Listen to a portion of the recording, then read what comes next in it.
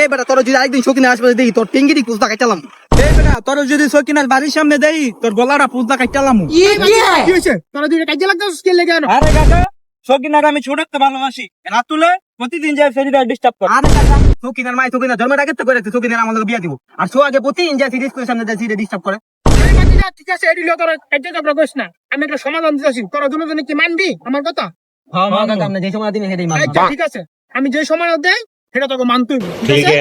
এই যে একটা 5 টাকার কয়েন যদি সাপলা ওঠে তো সখী নাই তো, আর যদি যমুনা ওঠে তো সখী নাই তো, ঠিক আছে বাতি যারা? ठीक है।